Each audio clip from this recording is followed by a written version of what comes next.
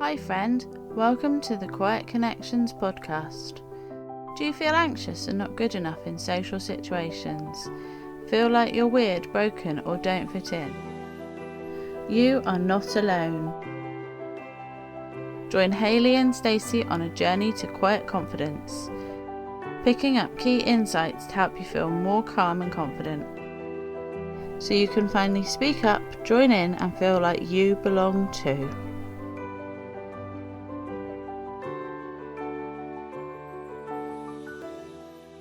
Welcome to episode 2 of the Quiet Connections podcast.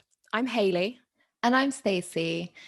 And today we're going to be exploring how we may have developed anxiety in social situations. We want to get into this topic early on because it's so important for us to understand how we may be showing up in this world. So the majority of us can't pinpoint an actual event that may have first triggered those feelings of social anxiety and avoidance within us. We might quite often just think that this is the way that we've always been. So this can lead us to believing that it's just who we are, and we can feel like we're broken or thinking that we're the only one struggling with this, and quite often feel like we need fixing. And for myself and Hayley, we definitely came from this place. Yep, I actually used to call myself defective, and I just wanted to hide myself away because I felt like there was really something deeply wrong with me. And what we're talking about today is often a missing puzzle piece, but it's a key piece that you need right at the start of your journey, because it's the foundation of the belief that you can change, that you have the ability to create change for yourself. And you don't need someone else to come along to rescue you or fix you, which is exactly what I thought I needed. I felt like I needed a magic pill or a genie to grant me a wish, or I actually believed that I needed brain surgery so that I could function like a normal human being in the world. But I came to realise that none of that was true. So let's dive right in and discover why how you are is not actually who you are. So what would change for you if you knew that your fearful, anxious, avoidant, or people-pleasing thoughts, feelings, and behaviors aren't actually who you are? For me, this meant when I first started learning about these things and really truly recognizing them, it meant that I was able to actually start doing the things that scared me. I was able to start speaking publicly, expressing myself, to start asking for what I needed. And within that space, that was where I was able to start being able to make those all important changes for myself. So previously, like I mentioned in the last episode, I thought that I was just an anxious person, that was who I was, that was part of my identity. And because of that, there was absolutely nothing that I could do to change it. That's what I believed about myself. That's, what I thought the rest of my life was going to be like. And that can be quite challenging for us because it can diminish a sense of hope almost that things can change. So the truth is that these thoughts, feelings, and behaviors are not an inherent part of us, even though it may feel this way for you at the moment. They're just ways that we have learned how to respond to certain situations in life. And these reactions and responses are most likely for you at the moment running on autopilot and running from your unconscious. So learning this information and getting to understand that how we are isn't who we are is often the very first thing that we need to be able to start pulling those pieces apart. So I think this was a hugely important step for me, because I used to really beat myself up for being this quieter person, this anxious person, this shy person. And I really kept myself in this shy box, and I used to think, oh, shy people don't do things like this, and so I can't, even when I did have an answer, I couldn't put my hand up in class because I was like, people wouldn't expect that of me. So I used to really try to conform to this label that I had been given when I was younger and that I had really clung on to. But as I started to see that the way that I was showing up in the world, the way that I felt, the anxiety, the fear, the avoidant behaviors, I started to see that that wasn't really who I was. It was just something that I had learned to do as a child. It gave me that permission to stop beating myself up about how I was showing up.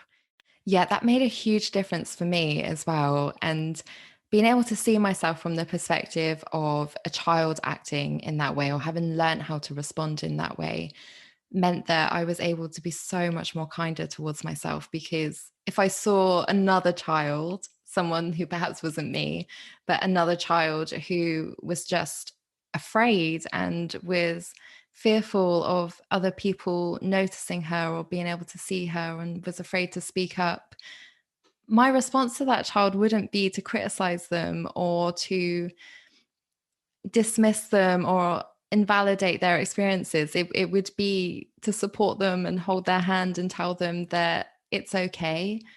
Yeah. And isn't it fascinating that our approach is to start criticizing ourselves and beating ourselves up? Mm. And what we've learned from all the research on self-compassion is that actually when you approach yourself with much more compassion, then you're much more likely to achieve what you want to achieve. You're much more likely to learn and grow. And it's far more productive than self-criticism. So when we start being compassionate to ourselves, we really help us along this path to growth and getting to be the person we want to be. So we've both mentioned kind of the way that we used to see ourselves as this anxious person or this shy person. And I imagine that you probably see yourself similarly. The thing is that we know our thoughts are not the same as reality, because all the information that gets taken in through our senses is filtered in our mind based on our own beliefs, our past experiences, and our expectations. So if I'm given the label that I'm shy as a child, I'm going to endlessly see all these moments where I'm shy and where I can't do things, and it's just going to keep confirming itself to me. And then also we show up in ways that do confirm that, because our beliefs just want to prove themselves right. So Yes. Yeah, exactly. And learning that kind of blew my mind. I was like, what? I've actually been showing up in ways that just reinforce the things that I didn't like about myself. Yeah, that's hard to learn, isn't it? There's Yes. there's an upcoming episode with the wonderful Vicky Otter where we dig a lot more into our thinking. So be sure to look out for that. But basically what it means is that we're automatically and unconsciously deleting tons of information, and we make loads of assumptions. So the story that comes out the other side of all of this isn't necessarily that reflective of reality. It's reflective of your mind more than anything else. So what's happening here is that you're actually creating the world that you see and experience with your own mind. However, what we've really come to learn is that before we create the world around us with our minds, society creates our minds. We pick up messages from the people around us as we grow up that shape our minds and our nervous system and set us up with go-to patterns of thought, behavior, and beliefs, which for most of us includes a number that just aren't really helpful. Yeah. So one of those beliefs that I had, which really wasn't helpful for me, was believing that I was useless and that I was incapable of carrying out very simple day-to-day activities or tasks. And this belief kind of drove this idea that I had to get everything right the first time, the very first time. If I couldn't do something correct or right the first time, then I couldn't do it at all. And quite often this then resulted in me just not even trying and not having a go and giving up at that very first hurdle. And this is something that I see still exists today, and I'm still working on it, that when something feels hard or when something feels challenging, my go-to response is to want to give up. And rather than just continue and see it as a learning process, like that little voice inside my head says, just stop, just give up. And what I've been able to recognize over the last few years of starting to explore where this belief came from is that when I was a child and I was doing something, if my mum saw me struggling or saw me finding it difficult or finding it challenging, my mum's response to that was give it here, and would take it off of me and do it for me, as opposed to supporting me to work through that challenge or encouraging me to keep trying and to keep having a go. So internally, there's this expectation that if I can't do something right the first time, one, someone's either going to take it away from me, and I'm going to feel some shame around that, because that's going to prove that I'm as incapable and as useless as, that part of me is believing that I am. And secondly, there's also that part of me that wants to give it away because I'm finding it hard and I've not learned how to work through those challenging moments. So it's useful to point out that we often see ourselves as an anxious person, or as a perfectionist, or as a people pleaser, but we often don't actually like these things about ourselves.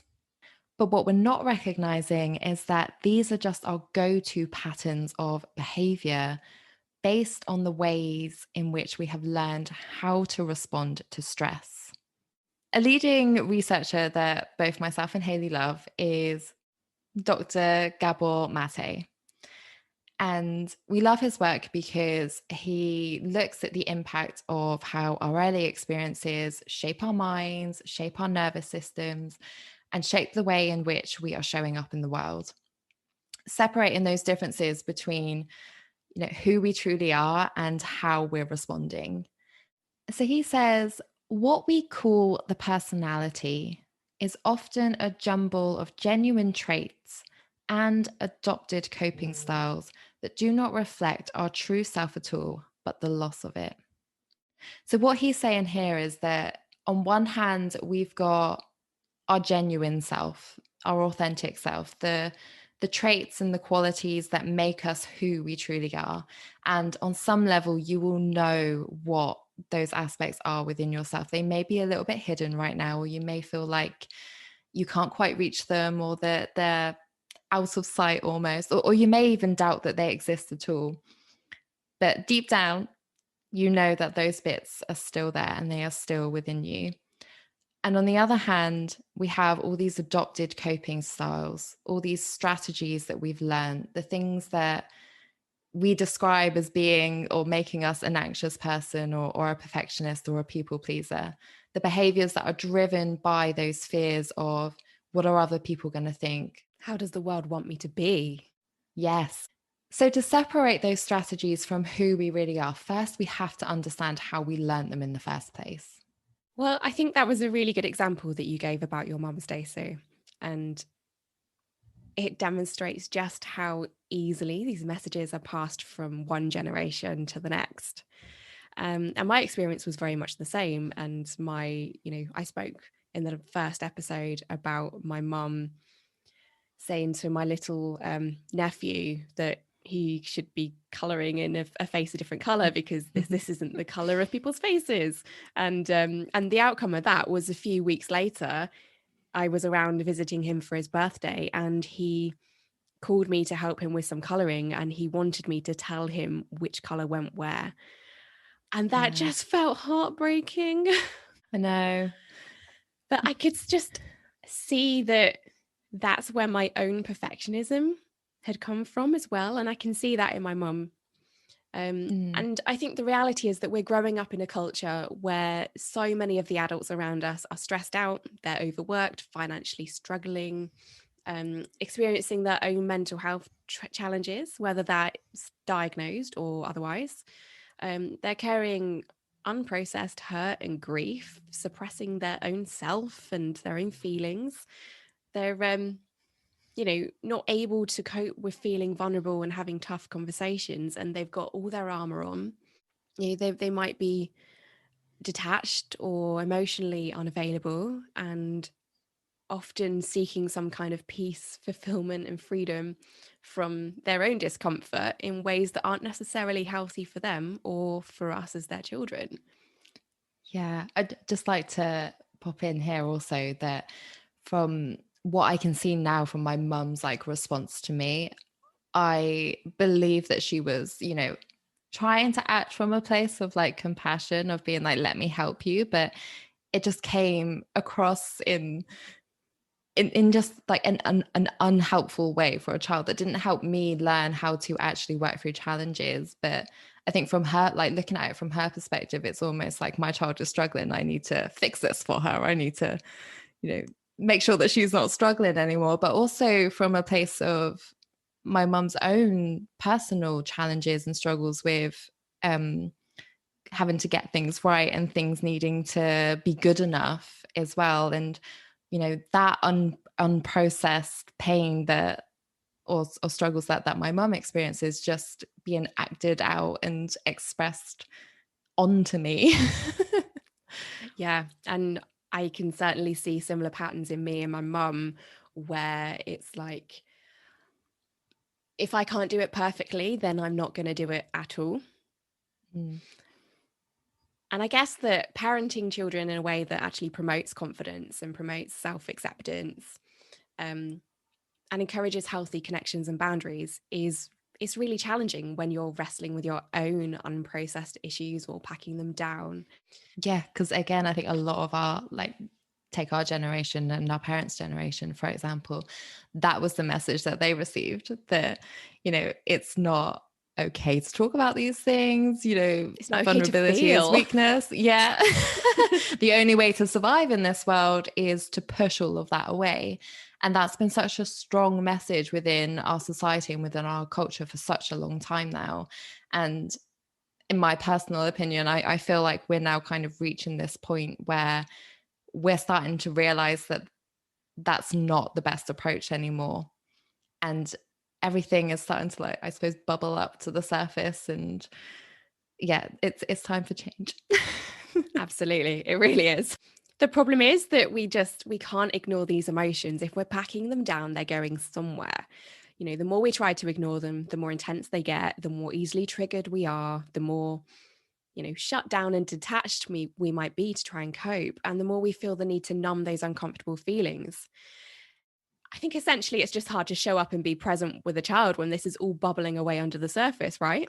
Absolutely. Absolutely. I know I don't have children myself personally, but I know having been around young children, and especially a few years ago before I had really done much work on myself, how uncomfortable that experience could be for me. I can remember one situation which I feel not very proud of, of telling my nephew to shut up because he was excited about something and was getting really loud, as a child naturally does when they feel excited. And because I was, I suppose, not in a very good place that day, and I wasn't feeling myself, so to speak, and I was feeling quite overwhelmed, and what I wanted was like some silence and some quiet. And there's my nephew being, his excited self because something good was happening.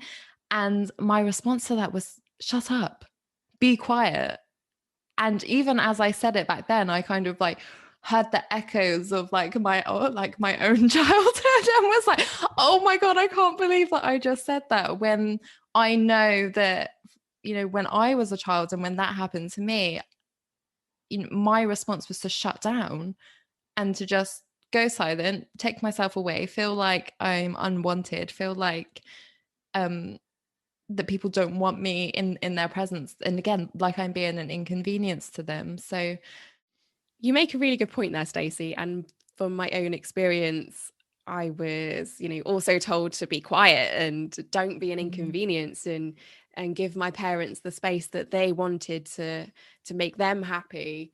And I think that for a lot of our parents, they don't necessarily have those skills to regulate, or a lot of just adults in society in general. We've never really learned the skills to regulate our own emotions, and we try to control our environment, including the children in the environment, in order for us to feel comfortable, instead of doing that inner work.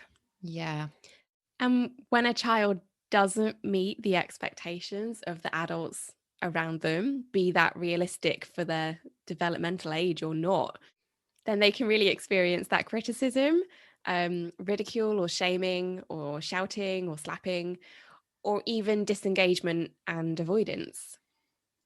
And all of those Mm. strategies can be really harmful to a child. But the problem is that they are embedded into our culture as parenting techniques. And I can actually remember being regularly told that I am loved but not liked as a child whenever my mum felt emotionally triggered by my behavior. And I can see that it's a tactic to get me as a child to comply with whatever she wanted me to be doing. And usually that's probably be quiet, don't be inconvenient. Yeah. But, seemingly small, insignificant messages like this, they really quickly add up for a young person and can help to form that belief that we're unlikable and unlovable. And so that it's risky to show who we really are because we've been Yeah. rejected so many times before. Mm. And I don't know if it was the same for you as well, but those messages I also received when I was at school as well, in primary school, from teachers. If I just remember a moment, I think I was in reception. Or year one. I was very, very young. And we were sat on the floor and my teacher was playing Postman Pat on the piano. And we were all supposed to be singing along and stuff like that. And I was really enjoying myself. And so I started laughing. And, the teacher stopped playing the piano, turned to me in front of everyone and told me to behave myself and to just like stop laughing and to shut up. And I was like, Oh I my was having God. such a good time.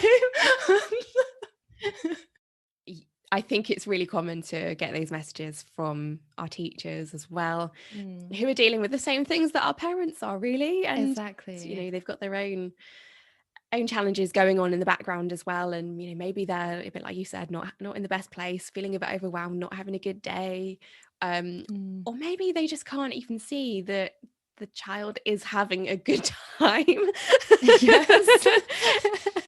So sometimes we just lose touch of our ability to put ourselves in a child's shoes and see what they need and feel their experience. Yeah. And again, like all the adults that, in our lives, like when we were children, they're also all coming from these same places of the things that they learned when they were children, the beliefs that they developed, the messages that they received. So, it's being passed down. Yeah. So from the perspective of the parent or from just the adults in general that are around us, they don't usually have bad intentions. They probably are experiencing anxiety themselves and, don't have those regulation skills as you've already mentioned. So everything does become about controlling as opposed to like working with. And I guarantee that there will be plenty of people who are listening to this right now who are going to have, their own issues around feeling like they've been controlled throughout their life. That's certainly something that is a big trigger for me.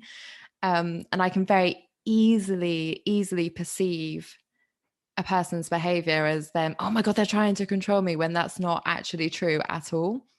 But, that's my internal representation. That's how I can interpret things sometimes, because of that sense of, having my behavior and stuff controlled as a child as opposed to being worked with. So on the other side of, all this interaction is that it's a huge threat to our well-being as children.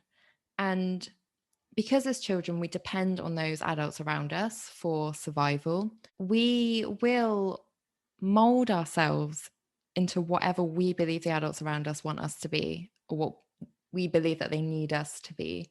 So what happens in these situations is that we surrender our own sense of authenticity. We disconnect from who we really are in order to fit in with who we believe everyone else around us needs us to be. I think it's worth pausing for a moment here because I really want to acknowledge how difficult it can be to hear this. Mm. And this is especially important to hear if you're someone experiencing social anxiety. but who considers yourself to have had a happy childhood too. So this is what I struggled with when I was learning about this. I love my parents and I grew up to be extremely protective of my mother. And sure, there were things in my childhood that were upsetting. You know, my parents divorced and, you know, there was death of grandparents and things. But my childhood wasn't that bad. I mean, I couldn't say that I was abused. I had a roof over my head, food and clothes. So I thought it can't have been my childhood that had affected me. And I found it far easier for me to choose to believe that there was something wrong with me than to accept that I could have been affected by my parents. And I also didn't want to blame them for the way that I was, because I knew that they struggled too and they did the best that they could. And really, who am I to say that that wasn't enough? But then I learned about adverse childhood experiences. Adverse childhood experiences are potentially traumatic events that occur in childhood, and they tend to affect about 3 in 5 people. The reason that I say potentially traumatic is because, according to Dr. Gabor Mate, trauma isn't about what happens to you, it's about what happens inside you as a result of an external event. So it's not about the event itself. Yeah, and I remember that being such an important piece of information. Like when I first learned that, that changed the way in which I viewed my past experiences. Instead of searching for that external situation or circumstance that I could use to validate the way in which I felt, instead, it allowed me to see things from the perspective of what is actually going on and recognizing that it was how I felt about certain situations and the response that I had internally. That in any moment where I felt a sense of shame, that was when the trauma was occurring. And when I start looking at my life from that perspective, I can see all these small moments of, you know, how I came to learn how to respond in the way in which I have been showing up in the world. And did you feel like you had somebody that you could talk to when you felt that way? No.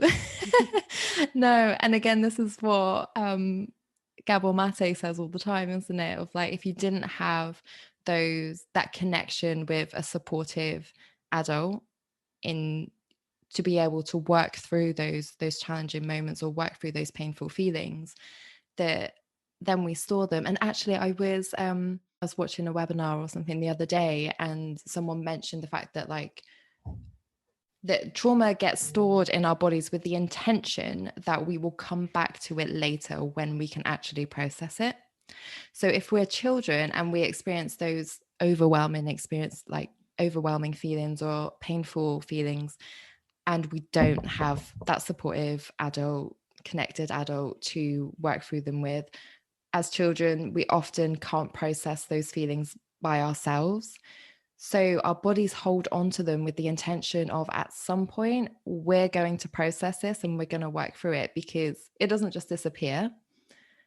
It's still there. So what we often find is that we're storing all of this within us, and at some point we need to come back to it. And that could be years and years later, like with me and you, Hayley, for example, or with any of you who are listening right now. This is probably the point that you're at, where it's like, now is the time to start processing.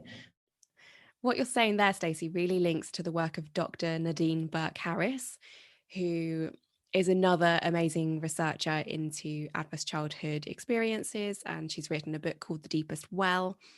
And she's uncovered how some of us have protective factors and someone to speak with about hurtful events, which mean that trauma doesn't actually manifest inside of us. But many of us, we don't feel that. We don't have that safe and empathetic person to work through those difficult feelings and experiences with. So we tend to keep the pain to ourselves and maybe convince ourselves that we must be deserving of it. And when I look back on my life, that feels so true for me. And me. As coaches, we often speak with people who describe having those happy childhood, and we've kind of no known experience that could trigger the socially anxious responses that they have. And then the more we work together, and the more we start to like dig into how they're feeling, how they're responding, and, you know, where is that coming from, they start to share events and and parenting patterns that would be classed as adverse childhood experiences. Because the reality is that an adverse childhood experience can be as common as your parents divorcing, or as simple as feeling that you weren't loved or thought of as important. It could be that your family didn't seem to support or feel close to each other. There may have been that sense of emotional unavailability within the household. So it's easy to see how our parents' own issues and the adults around us, how their physical and emotional availability, how their own stress responses can really impact a child here. Our parents' actions or lack of interaction are more about where they are in their lives than it is about us as children. But when we are that young and when we are children, our understanding of the world and the way in which like we're able to interpret the world at that age is that we usually, or we naturally, make everything about us. We seem to believe that they're responding to us in that way because it's because of us, and it's not anything else that could be going on. I want to make it really, really clear that this isn't about placing blame on our parents for the way that we are right now. They're in the middle of this domino effect too. So it's often passed down from one generation to the next as intergenerational trauma, and it's repeated until somebody moves into healing. It didn't start with you, and it didn't start with your parents, so there's no one to blame here. It's simply a cycle that so many of us have found ourselves in. For example, I know that my mum's mum grew up in a children's home. And you can imagine what traumas she must have experienced there and how that would be passed on in her own parenting styles. Yeah, and my dad was adopted, so that has its own impacts as well. My mum's parents divorced. My granddad was in a war, and he was a prisoner of war for 2 years. So I definitely know that, like, just having watched him at the end of his life, that there was trauma even just around that situation, even though he was 20 at that time. But there was trauma there that he hadn't processed and hadn't dealt with, because that all kind of came out then. So yeah. We might feel like we have a very happy, safe, stable life when you look at it from the outside, but there's all of this stuff that's going on, under the surface, that you wouldn't necessarily pick up on unless you were in that experience. And even then, it's hard to put your finger on it. And again, like, when I learned about that cycle of intergenerational trauma, again, that was such a helpful thing for me to recognize and understand, because, like you said, when we remove that blame as well, it helps us to heal ourselves, because we're not looking around wanting like to point fingers at people, or like holding on to the anger and the resentment that we might feel. It's okay, like, literally no one here is at fault. It's the cycle. It's the, it's collective trauma almost as well, isn't it? The, like, society is holding on to. We're continuously sharing these messages, passing these messages along.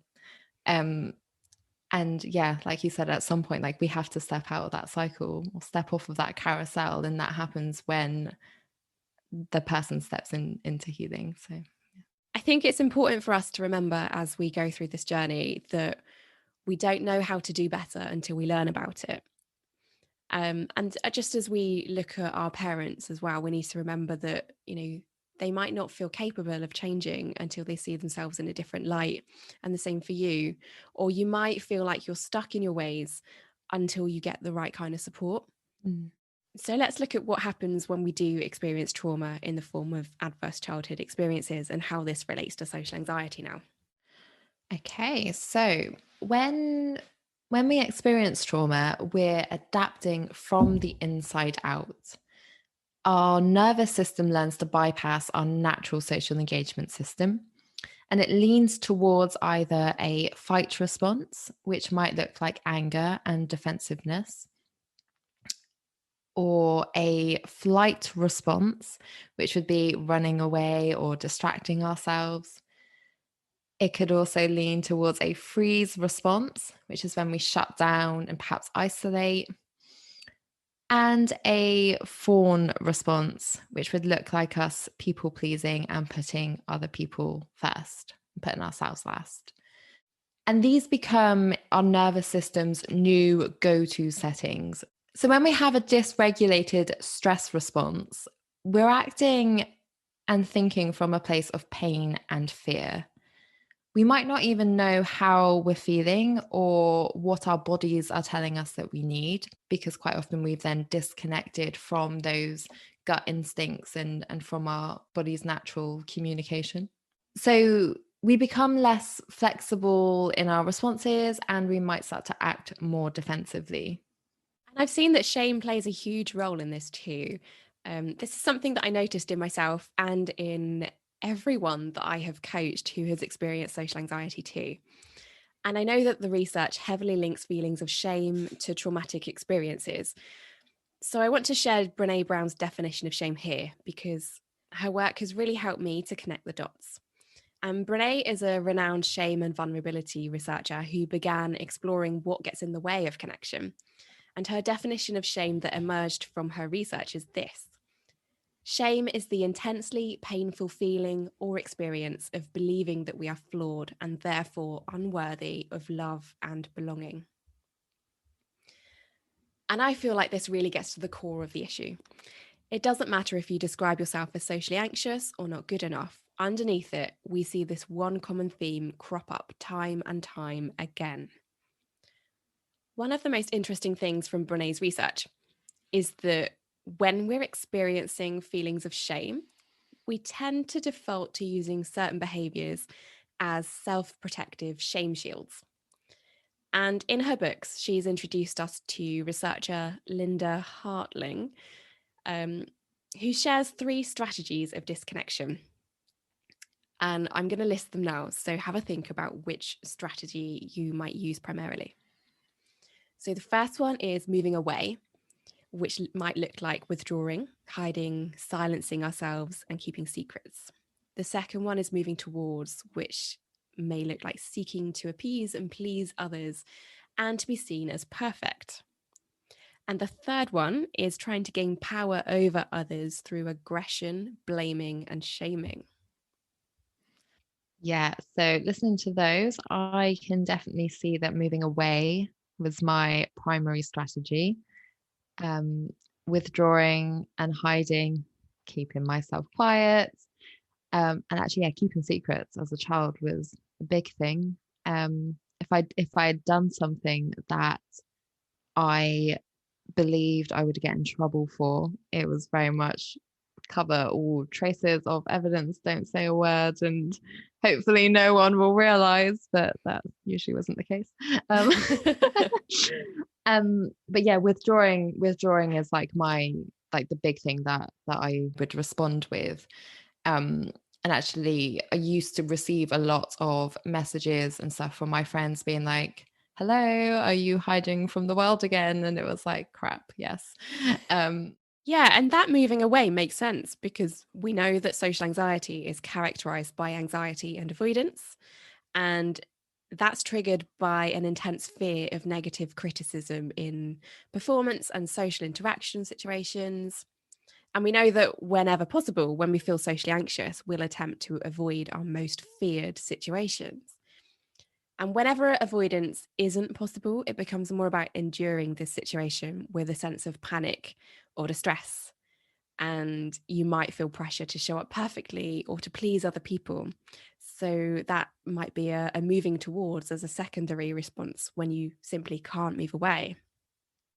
We may start off with using those moving away strategies of wanting to withdraw, wanting to hide ourselves, keep ourselves safe and protected. But there are many situations in life where actually we feel or like we can't respond in that way, like going to work or going to school. So we have to show up physically at least. And so when we enter those situations, it's very easy for us to then start adopting a different strategy, which for most of us, particularly those of us who are experiencing social anxiety, will be to be moving towards wanting to please other people and to make sure we're not putting ourselves in those positions of, you know, a threat of rejection or people not liking us or being judged. Absolutely. So the theory of social anxiety is, firstly, growing up, we're collecting all of these messages that tell us that we're not good enough and we start to feel ashamed of who we are. Then our deepest belief becomes that we're flawed and unworthy. And this means that we're expecting to be criticised and rejected. We know that any perceived threat of rejection sets off our internal panic alarms and puts us into survival modes. And this includes just our expectation of rejection. And then to self-protect, we adopt these shame shields as a way to try and fit in and hide our flaws. And we've adapted to respond like this because as human beings, we're wired for connection. It's been key to our survival as a species. And that connection, our attachment to our parents, is essential to our survival as a child too. The problem is that whenever we're using these shame shields, they're actually moving us further away from our own authenticity. So we're hiding who we truly are. And this is what trauma really is. It's a disconnection from yourself. And if you listen to episode 1, you would have heard both myself and Hayley talking about how we felt disconnected from ourselves. And this is what we were describing. It's like we're rejecting ourselves now so that somebody else doesn't get a chance to do that later. That wasn't the end of our story, and it's not the end of yours. You may have learned to respond with social anxiety due to things that were outside of your control as a child, but you do not have to continue with the same old patterns now. There's no magic pill or quick fix that somebody else can give to you. However, if you can learn something, like you've learned all those adapted survival strategy behaviors, then you can unlearn them too. Because as human beings, we're amazing at doing that.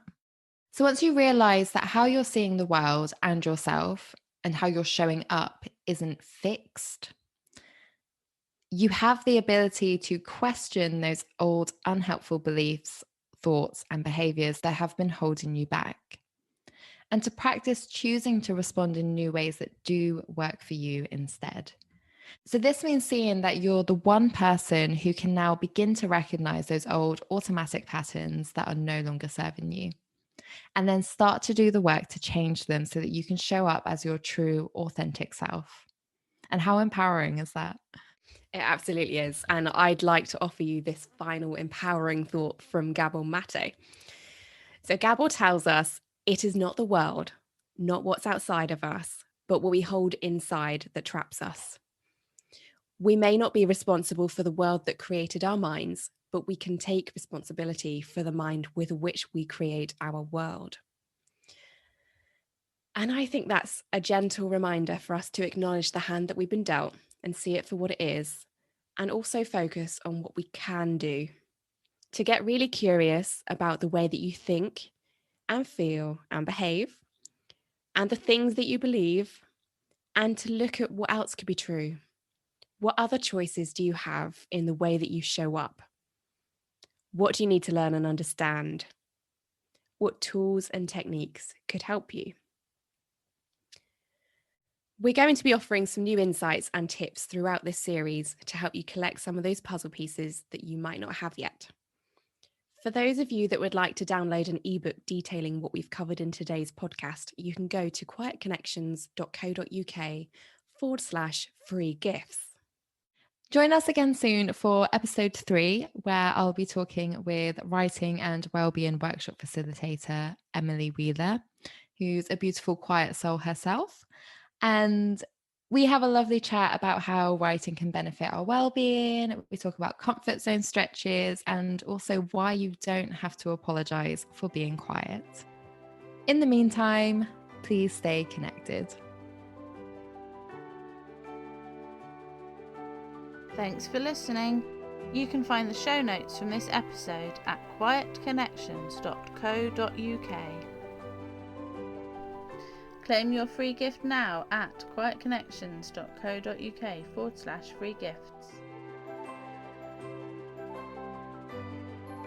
with gratitude for the support of the National Lottery Community Fund.